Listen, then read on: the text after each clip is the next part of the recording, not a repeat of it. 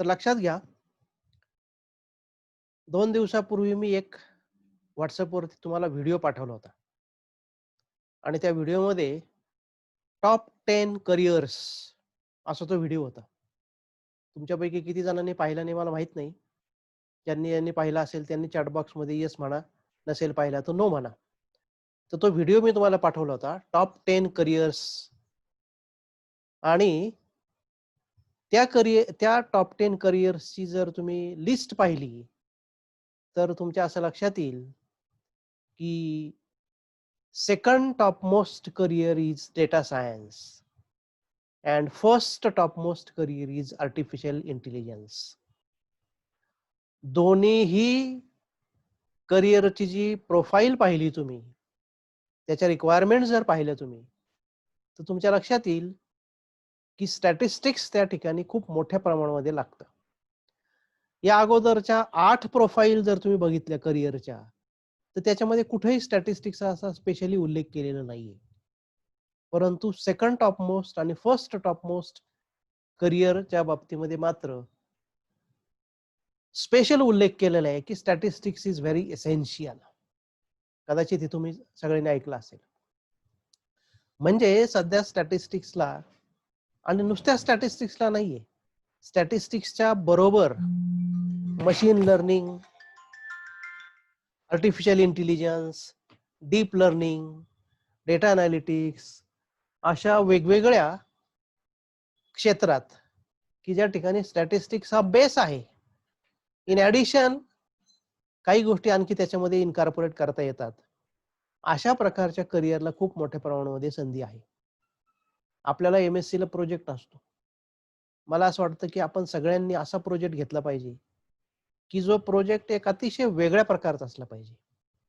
ज्या प्रोजेक्टमध्ये तुम्हाला खूप काही शिकायला मिळालं पाहिजे. आणि तो प्रोजेक्ट हा तुमच्या प्रोफाईलचा एक आरसा झाला पाहिजे, की ती प्रोफाईल, तो प्रोजेक्ट रिपोर्ट तुम्ही कुठल्याही कंपनीमध्ये गेल्यानंतर इंटरव्ह्यूच्या वेळेस जर ठेवला आणि त्याच्यावरती जर उत्तरं दिली, त्याचं तुमच्याकडे असलेलं डॉक्युमेंटेशन जर तुम्ही त्यांना दाखवलं, तर मला वाटतं you should be rejected on priority basis. अशा प्रकारे तो प्रोजेक्ट झाला पाहिजे. असं जर झालं तर खूप चांगलं होईल. आणि त्या उद्देशाने मी आज तुमच्याशी काही 4 प्रोजेक्टच्या टॉपिकवरती बोलणार आहे. सुरुवातीला मी सगळे हे टॉपिकबद्दल तुम्हाला व्यवस्थिशीर डिस्कशन करतो.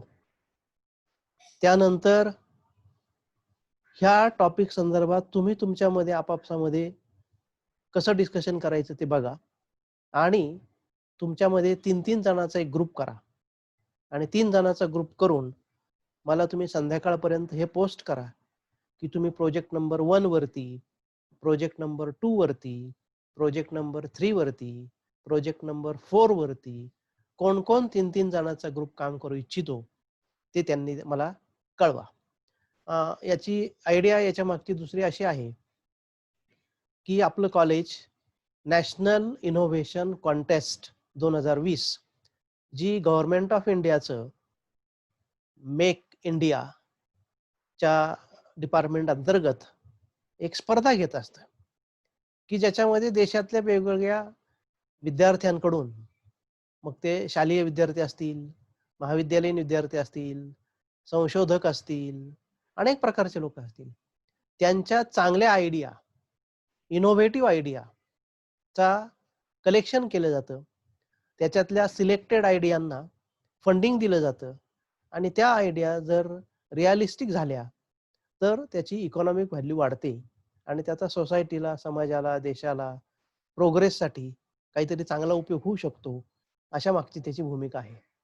तर त्याला आपण अप्लाय करतोय. अप्लाय करत असताना आपल्याला आपलं सिलेक्शन होईल का नाही हा नंतरचा भाग आहे.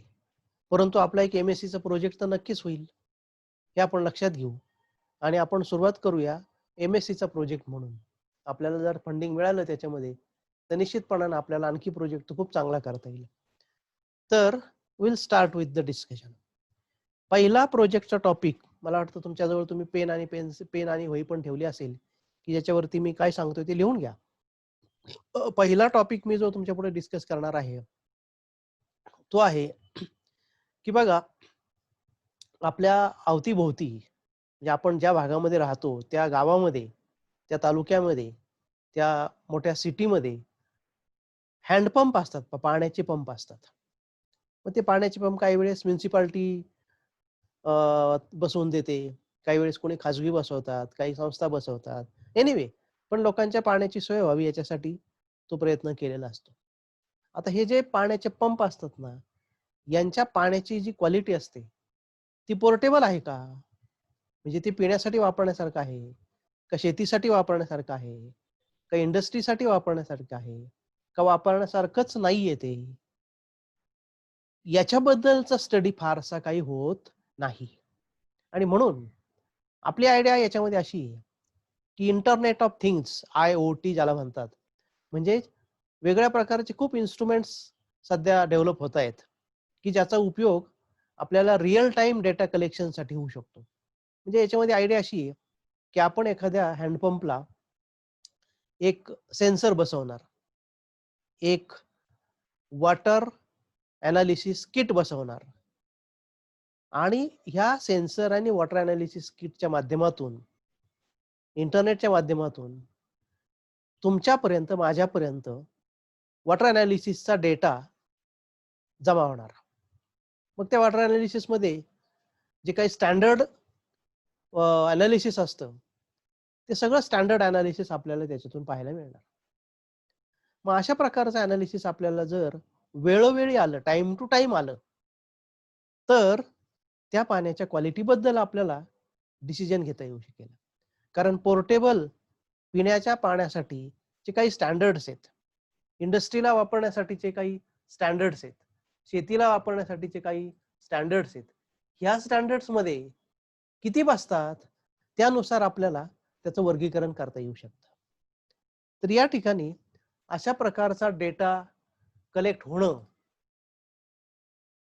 अशा प्रकारचा डेटा कलेक्ट करण्यासाठी इन्स्ट्रुमेंट डेव्हलप करणं, अल्गोरिथम डेव्हलप करणं, हा एक आपल्या प्रोजेक्टचा भाग आहे. आणि म्हणून water quality management using artificial intelligence and machine learning अशी माझी त्याच्या मागची आयडिया आहे. एका हँडसेट वरती हे जर आपलं सक्सेसफुल झालं, तर आपण हे आणखी 4 हँडसेट वरती ॲट अ टाइम रन करू शकतो. 10 हँडसेट वरती रन करू शकतो. 100 हँडसेट वरती रन करू शकतो. आणि मग तुमच्याकडे 100 हँडसेटचा जर डेटा आला आणि तर तुम्हाला ह्या 100 हँडसेटपैकी कोणत्या हँडसेटचं पाणी हे पिण्यासाठी उपयुक्त आहे, शेतीसाठी उपयुक्त आहे, अशा प्रकारचा डिसिजन तुम्हाला बसल्या-बसल्या घेता येऊ शकेल. ह्या पाण्याची क्वालिटी कशी बदलते वर्षभरामध्ये, पावसाळ्यात कशी होते, हिवाळ्यात कशी होते, उन्हाळ्यामध्ये खूप एक्स्ट्रॅक्ट केल्यानंतर कशी बदलते, अशा प्रकारचा स्टडी सुद्धा त्यांच्यातून तुम्हाला करता येऊ शकेल. आणि म्हणून water quality management, monitoring the water quality of handsets using artificial intelligence and machine learning हा एक प्रोजेक्टचा टॉपिक मी तुमच्या पुढे डिस्कशनसाठी ठेवलेला आहे. मला माहिती आहे, की हा टॉपिक तुम्हाला ऐकल्यानंतर खूप प्रश्न पडतील, की कसं करायचं? आता या पहिल्या मीटिंगमध्ये आपण काय करूया, प्रोजेक्टचे टॉपिक एकदा समजून घ्या तुम्ही. आज संध्याकाळपर्यंत तुम्ही प्रोजेक्टचा ग्रुप आणि प्रोजेक्टचं टायटल मला तुम्ही पोस्ट केल्यानंतर, आपण नंतर प्रोजेक्टच्या ग्रुप वाईज, प्रोजेक्टच्या टॉपिक वाईज स्वतंत्र मीटिंग घेऊ आणि मग त्या एका विशिष्ट प्रोजेक्टवरतीच आपण डिस्कशन करू. त्याच्यामध्ये मग तुम्ही 3 जण आणि मी 1 जण असे 4 जण असल्यामुळे चौघे पण आपण आपला व्हिडिओ, आपण आपला ऑडिओ ऑन ठेवू आणि we will have a live discussion for each project. तेव्हा in the first meeting let us try to understand the project topics. Is it okay? Is it okay? Is it okay?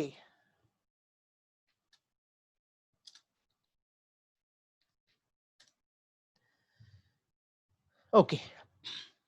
दुसरा topic मी आता तुमच्यापुढे discuss करायला घेतो. दुसरा topic असा आहे की बघा आता प्लॅस्टिकचा वापर करू नये म्हणून गव्हर्नमेंटने कायदा केलेला आहे. प्लॅस्टिकचा वापर कमी व्हावा किंवा करूच नये याच्यासाठी वेगळ्या पातळीवरती वेगळे प्रयत्न केले जातात. दुकानामध्ये सुद्धा प्लॅस्टिकची मागणी करू नये वगैरे प्रकारच्या सूचना आपण पाहतो. प्लॅस्टिकचा वापर प्रदूषणाच्या दृष्टीने किती घातक आहे याचा वेगवेगळ्या पातळीवरती अभ्यास केल्यामुळेच प्लॅस्टिक वापरू नये, कारण प्लॅस्टिकचं डिग्रेडेशन ही फार किचकट आणि फार खूप लेंदी प्रोसेस आहे. त्याला खूप वेळ लागतो आणि ते डिग्रेडेशन होत असल्यामुळे खूप मोठ्या प्रमाणात प्रदूषण होतं आणि त्याचा खूप खूप मोठ्या प्रमाणावरती दुष्परिणाम होऊ शकतो. म्हणून प्लॅस्टिक वापरू नये अशा प्रकारचं नो प्लास्टिक मुव्हमेंट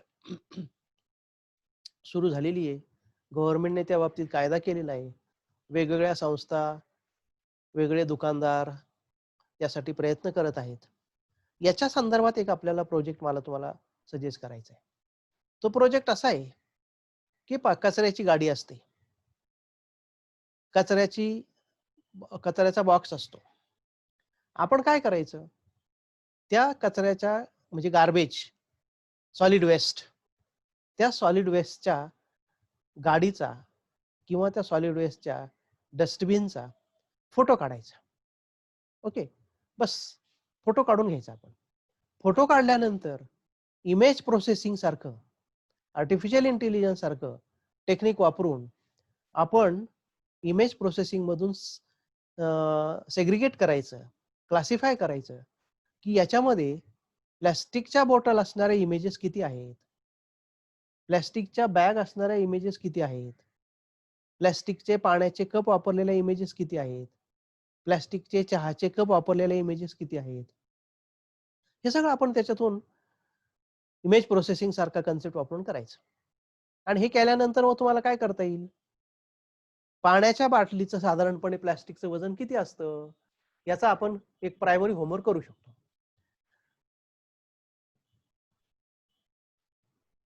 चहाच्या प्लॅस्टिकच्या कपाचं साधारण वजन किती असतं त्याचा आपण प्रायमरी होमवर्क करू शकतो.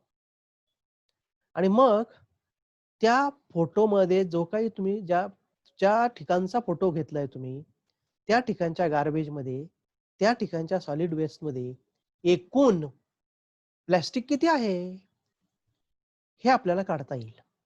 म्हणजे नुसता फोटो, ही नुसती सिंपल इमेज ही आपण आर्टिफिशियल इंटेलिजन्स किंवा इमेज प्रोसेसिंग, मशीन लर्निंग यासारखे कन्सेप्ट वापरून आपण त्याच्यामध्ये how much is the quantity of plastic हे क्वांटिफाय करू शकतो.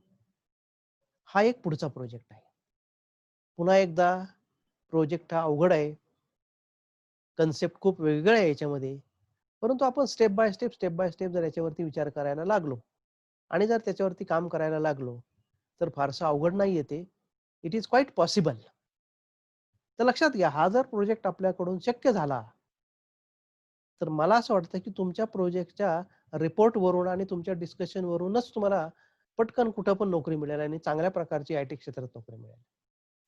ह्या प्रोजेक्टचा उपयोग असा होणार आहे की गव्हर्नमेंटला सुद्धा प्लॅस्टिक यूजचं मिनिमायझेशन करण्यासाठी, प्रॉपर मॉनिटरिंग करण्यासाठी खूप त्यांना उपयोग होईल त्याचा.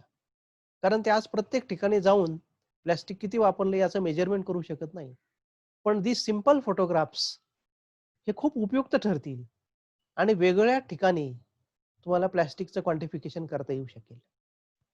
तर असा हा दुसरा प्रोजेक्टचा टॉपिक मी तुमच्या पुढे ठेवलेला आहे. म्हणजे काय? Use of AI and machine learning to quantify the plastic in solid waste. Simple topic. हा प्रोजेक्ट टॉपिक मला वाटतं तुम्हाला समजला असेल. हा प्रोजेक्ट टॉपिक तुम्हाला कळाला असेल. Is it okay? Is it okay? Is it okay? Okay. तिसरा प्रोजेक्टचा टॉपिक मला जो तुमच्या पुढे ठेवायचा आहे आता, तो टॉपिक असा आहे, तो आणखी इंटरेस्टिंग टॉपिक आहे बघा. तो टॉपिक असा आहे की आपण गावाला जात असताना एखाद्या अनोळखी ठिकाणी जात असताना पत्ता जर आपल्याला माहित असेल, तर आपण आता हल्ली रस्त्याने जाताना कोणाला विचारत नाही. आपण गाडीमध्ये जी-पी-एस सेट करतो आणि जी-पी-एस सेट करून बरोबर त्या पत्त्याच्या ठिकाणापर्यंत, ॲड्रेसपर्यंत पोहोचतो. हे आता शक्य झालेलं आहे, जी-पी-एसचा वापर करून. याच्यामध्ये आता मी थोडासा पुढं एक ॲडिशनल प्रोजेक्ट एक्सटेंड करण्याचा एक थॉट तुमच्यापुढे ठेवतो. तो थॉट असा आहे, की जी-पी-एस वरती आपण आर्टिफिशियल इंटेलिजन्स, मशीन लर्निंग हे कन्सेप्ट एम्बेड करायचे आणि हे कन्सेप्ट एम्बेड करून त्या जी-पी-एस वरती पक्ष्यांचे जे आवाज आहेत ना, त्या पक्ष्यांच्या आवाजावर आधारित एक मॅप तयार करायचा आणि त्या मॅपवरती चिमणीचा आवाज आला तर तुम्हाला चिमणी दिसली पाहिजे. कावळ्याचा आवाज आला तर तुम्हाला कावळा दिसला पाहिजे. राजहंसाचा आवाज आला तर तुम्हाला राजहंस दिसला पाहिजे. पोपटाचा आवाज आला तर तुम्हाला पोपट दिसला पाहिजे. अशा प्रकारे ज्या ज्या पक्षाचा आवाज येईल, त्या त्या पक्षाचा फोटो किंवा इमेज तुम्हाला तुमच्या त्या जी-पी-एस वरती एम्बेड केलेल्या सिस्टममध्ये दिसली पाहिजे. आणि हे ऑनलाईन असणार आहे, हे रिअल टाईम असणार आहे. तुमची गाडी जशी-जशी पुढे-पुढे जाते, तसं-तसं ते चित्र बदलणार आहे. म्हणजे रिअल टाईम इन्फॉर्मेशन तुम्हाला मिळणार आहे. कशावरून? फक्त पक्ष्यांच्या आवाजावरून. म्हणजे पक्षाचा ऑडिओ, पक्षाचा नॉईज हा आपण कॅप्चर करणार. आता हे कॅप्चर करण्यासाठी जे इन्स्ट्रुमेंट वगैरे लागणार आहे ते आपण नंतर डिस्कस करू. पण पक्षाचा नॉईज कॅप्चर करून आपण त्या नॉईजचं सेपरेशन करून, क्लासिफिकेशन करून कोणकोणते पक्षी तिथं आहेत, त्या पक्ष्यांचे इमेजेस दाखवणार, फोटो दाखवणार आणि एकूण तुम्हाला एक अशा प्रकारचा नकाशा दिसेल. अशा प्रकारचा एक मॅप दिसेल, की याच्यामध्ये काही चिमण्या आहेत, काही कावळे आहेत, काही पोपट आहेत, काही राजहंस आहेत, काही वेगळ्या प्रकारचे पक्षी आहेत. आणि मग त्यावरून तुम्हाला पक्ष्यांची बायोडायव्हर्सिटी किती आहे, हे कळेल. पक्ष्यांची बायोडायव्हर्सिटी किती आहे, हे कळेल तुम्हाला त्याच्यातून. आणि मग पक्ष्यांची बायोडायव्हर्सिटी जर कळाली, तर मला असं वाटतं, की that is very interesting one. म्हणजे कुठल्याही प्रकारच्या पक्ष्यांची मोजदाद न करता तुम्हाला पक्ष्यांची बायोडायव्हर्सिटी स्टडी करता येईल. त्याचबरोबर दुसरं असं करता येईल, की एखादं पक्ष्यांचं बर्ड सँच्युरी असली, तर त्या बर्ड सँच्युरीच्या बाहेर एक डिजिटल बोर्ड दाखवून, त्या डिजिटल बोर्डवरती आपण अशा प्रकारचं जी-पी-एस एम्बेडेड सिस्टम दाखवू शकतो आणि आले गेलेल्या सर्व टुरिस्ट लोकांना त्याच्यातून कळून येऊ शकतं, की पक्ष्यांची सध्याची या ठिकाणची स्टेटस कसं आहे. तर असा हा एक प्रोजेक्ट तुमच्यामुळं मी ठेवलेला आहे. आता यानंतर चौथा प्रोजेक्टचा टॉपिक मी तुमच्याशी डिस्कस करतो. तो टॉपिक असा आहे, की चौथा प्रोजेक्टचा टॉपिक जो मला तुमच्याशी डिस्कस करायचा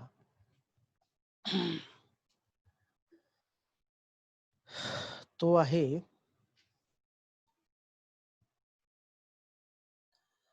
चौथा टॉपिक जो डिस्कस करायचा तो असा आहे, की आपल्या नगरच्या आसपास जे काही बायोडायव्हर्सिटी हॉटस्पॉट्स आहेत. म्हणजे उदाहरणार्थ आपण डोंगरगणला गेलो, तर डोंगरगणला खूप साऱ्या वनस्पती आहेत. आपण जर गोरक्षनाथ गडावरती गेलो, खूप साऱ्या वनस्पती आहेत. तर अशा प्रकारचे जे हॉटस्पॉट आहे, त्या वरून आपण वेगवेगळ्या वस्तूंच्या, वेगवेगळ्या वनस्पतींच्या, वेगवेगळ्या पानांचे, वेगवेगळ्या फुलांचे फोटो कॅप्चर करायचे आणि त्या फोटोची एक डेटाबेस तयार करायचा, फोटोचा डेटाबेस तयार करायचा.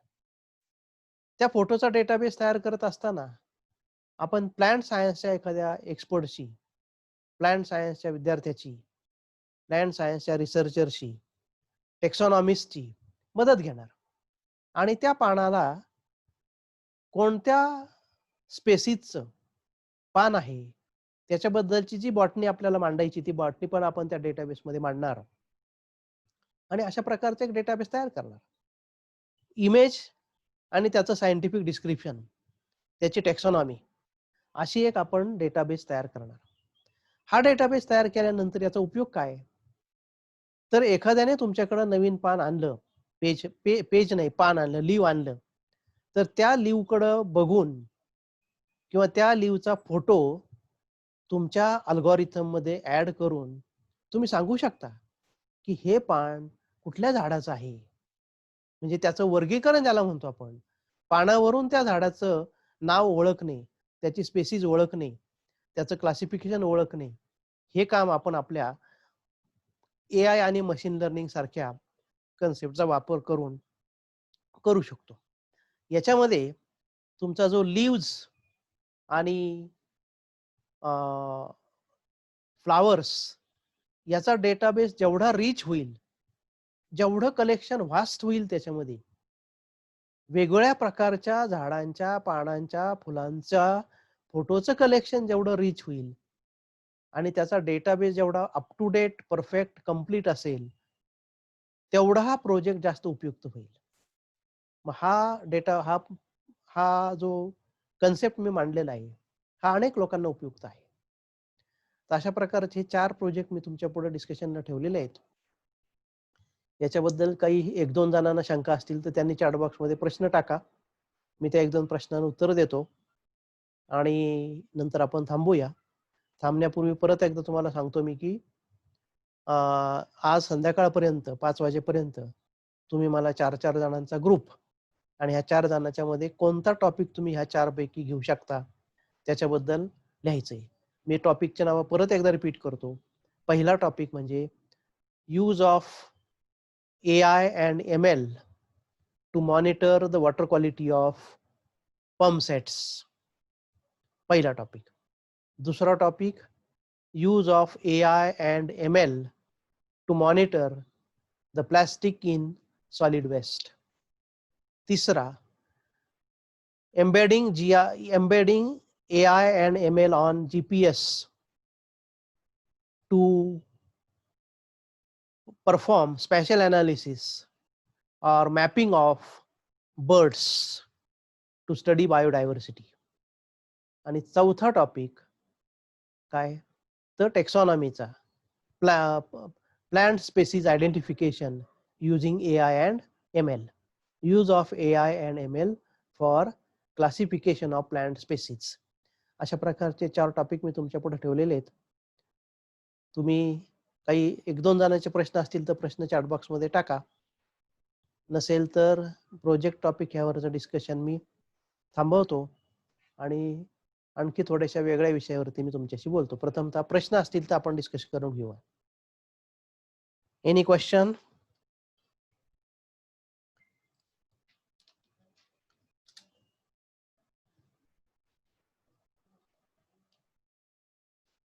Any question?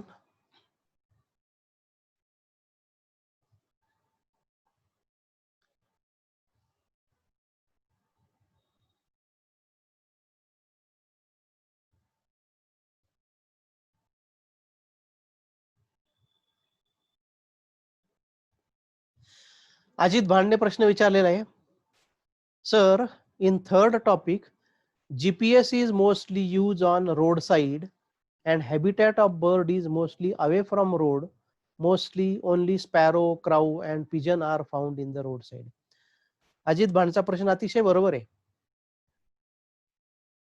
मी याला कारमध्येच ती सिस्टीम बसवायची असं म्हणत नाहीये. तुम्ही ज्या ठिकाणी जाताल त्या ठिकाणी तुमच्याकडे अशा प्रकारचे किट असले पाहिजे. GPS kit. GPS kit embedded with AI and ML to monitor the bird biodiversity. आता तुमच्या जर मोबाईलमध्ये सुद्धा जर GPS असेल तर मला असं वाटतं की तुम्ही जिथे जिथे जाताल तिथं GPS बरोबर असतो.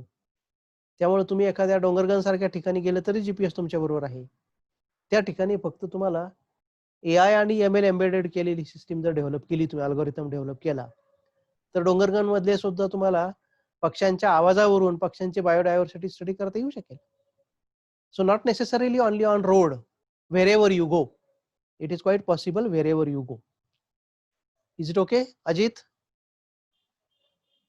Is it okay, Ajit? Okay. आणखी कोणाचा प्रश्न? Anybody have any question? अजितने चांगला प्रश्न विचारला होता.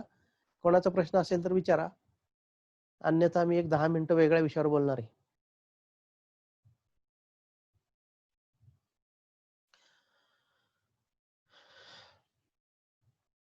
Okay, I hope there is no question. आता एवढं वेगळ्या विषयावर मी असं बोलणार आहे की तुम्ही कम्युनिकेशन जे आहे ते कम्युनिकेशन तुमच्या सगळ्यांचं अतिशय वीक कम्युनिकेशन आहे. कम्युनिकेशनचं स्किल तुम्हाला वाढवलं पाहिजे. हे जर प्रोजेक्ट करायचे असतील तर उगीचच नावं देऊ नका. ज्यांना खरोखरच इंटरेस्ट आहे, ज्यांना याच्यासाठी वेगळ्या पातळीवरती कम्युनिकेशन करण्याची इच्छा आहे, त्यांनी खूप इंटरेस्टफुली, खूप डिवोशनने ज्यांना करायचं आहे, त्यांनी नावं द्या आणि खऱ्या अर्थाने खूप चांगलं काम केलं तर खूप मोठ्या प्रमाणावरती सक्सेस याच्यामध्ये मिळू शकतं. तुमच्या सगळ्यांचं कम्युनिकेशन अतिशय वीक आहे. का कोणास ठाऊक, पण it is a very sorry situation. आणि सेकंड पार्टला तुम्ही आलेले विद्यार्थी आहेत. खरं म्हटलं तर तुम्ही तुमचं कम्युनिकेशन वाढवलं पाहिजे. खूप स्ट्रॉंग कम्युनिकेशन केलं पाहिजे. खूप क्वालिटी कम्युनिकेशन केलं पाहिजे. परंतु अनफॉर्च्युनेटली असं काही होत नाही.